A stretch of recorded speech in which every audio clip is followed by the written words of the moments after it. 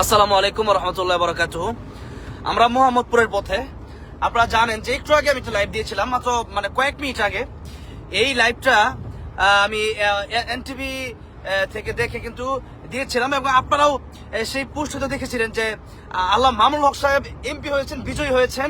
সেটা এনটিভির মতো জাতীয় চ্যানেলে পোস্ট করা হয়েছিল। সেই পোস্টটা এত বড় চ্যানেল থেকে ডিলিট হয়ে গেল কিভাবে? যেই সেনাবাহিনী আজকে সারাদিন আমাদের কেন্দ্রগুলো পাহারা দিয়েছে, কিন্তু কিছুক্ষণ আগে দেখলাম প্রশাসনের সামনে দিয়েও এই কিছু গুন্ডা লাঠিয়াল বাহিনী ঘুরতেছে, এবং কিছু প্রশাসনের লোকেরাও ববি হাজ্জাজের সেই গুন্ডা পান্ডাদের পক্ষ নিয়েছে, সেই সন্ত্রাস চাঁদাবাজিদের পক্ষ নিয়েছে, এবং আমাদের অনেক ছাত্রদেরকে তারা হামলা করেছে। এই যে হামলা, এই যে আঘাত, এই যে তারা প্রশাসনের কিছু লোকরা এই কাজগুলো করছে, এবং ভোট কেন্দ্রের কিছু যারা হয়তো টাকা খেয়েছে, আমার মনে হচ্ছে টাকা খাওয়া ছাড়া এরকম হতে পারে না। কারণ আল্লাহ মামুনুল হক সাহেব, ওনার ব্যাপারে 2400 যখন জরিপ করা হয়েছিল, তখন দেখা গিয়েছিল আল্লাহ মামুনুল হক সাহেব 80 থেকে 90% ভোট পেয়ে তিনি বিজয়ী হয়েছিলেন।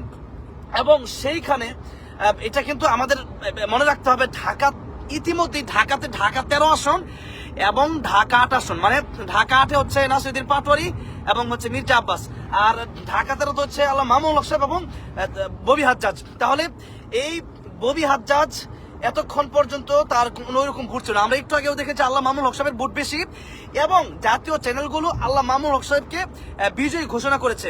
কিন্তু আল্লাহ মামুনুল হক সাহেবকে জাতীয় চ্যানেলগুলো যে বিজয়ী লিখেছে, তারা কেমনি লিখেছে? অবশ্যই তারা সেই ভোট কেন্দ্র থেকে সবকিছু জেনে বুঝেই তারা লিখেছিল আল্লাহ মামুনুল হক সাহেবের পক্ষে যে তিনি বিজয়ী হয়েছেন। কিন্তু সেই পোস্টটা আবার যখন তারা ডিলিট করলো, তার মানে হচ্ছে যে এখন আল্লাহ মামুনুল হক সাহেবকে হয়তো পরাজয় দেখানোর চেষ্টা করা হতে পারে, এবং ভোট কারচুপির মাধ্যমে অথবা কোনো অফিসারকে তারা টাকা খাওয়াইয়া তাদের পক্ষে নেওয়ার জন্য তারা চেষ্টা করছে। আমরা কোনোভাবে আল্লামা মামুনুল হক সাহেবের এই বিজয়কে আমরা ছিনিয়ে নিতে দেব না, এবং প্রয়োজনে এই ভোট বাতিল করে আবার নতুন করে পুরা বাংলাদেশের মধ্যে শেরপুর একটা আসনে একজন জামাত ইসলামীর প্রার্থী যিনি মারা গিয়েছিলেন, উনি যখন চলে গেলেন, তো ওনার চলে যাওয়ার পরে শেরপুর কিন্তু একটা আসনে এখন নির্বাচন বন্ধ। প্রয়োজন হলে ঢাকা 13-তে আবার নতুন করে নির্বাচন হবে। সেই নির্বাচনের মাধ্যমে আমরা আল্লাহ মামুনুল হক সাহেব হুজুরকে বিজয়ী করে আমরা সংসদে নিয়ে যাবো ইনশাল্লাহ। আমরা এখন মোহাম্মদপুরের পথে আছি, মার ছাড়া যাবে না। আমরা এতদিন ঘুমাইতে পারি নাই, এতদিন আমরা মিছিল করেছি, সমাবেশ করেছি, আমরা গণসংযোগ করেছি, আমরা দিনের পক্ষে কথা বলেছি।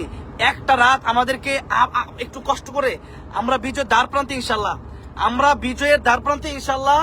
রাত যত গভীর হবে, সূর্য কিন্তু তত নিকটে। রাত যত আধার হবে, যত কালো হবে, দিনের আলো কিন্তু তত নিকটে। সুতরাং আমাদেরকে আরেকটু কষ্ট করতে হবে, আরেকটা ধাক্কা আমাদের দিতে হবে। সেই ধাক্কা দিয়া আমরা আল্লাহ মামুনুল হক সাহেবকে আমাদেরকে সংসদে নিয়ে যেতে হবে। এমন একটা কণ্ঠ যদি নিস্তব্ধ করে দেওয়া হয়, বিশেষ করে বাংলাদেশের দুইটা কণ্ঠ, আল্লাহ মামুনুল হক, নাম্বার 2 নাসিরউদ্দিন পাটোয়ারি, এই দুইটা কণ্ঠকে তারা যদি নিস্তব্ধ করে দিতে পারে, তাহলে তারা সাকসেস হয়ে যাবে। আমরা সেই চাঁদাবাজ সন্ত্রাসী, আমরা সেই টেন্ডারবাজদেরকে আমরা সাকসেস হতে দেব না ইনশাল্লাহ।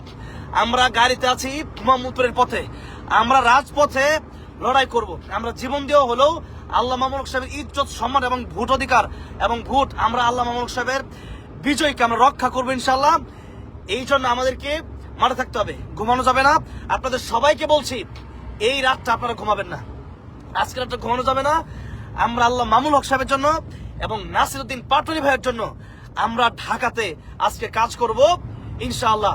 ইনকিলাব জিন্দাবাদ, ইনকিলাব জিন্দাবাদ, নারায়ে তাকবীর, আল্লাহু আকবার। আসসালামু আলাইকুম। আপনারা সবাই চলে আসুন।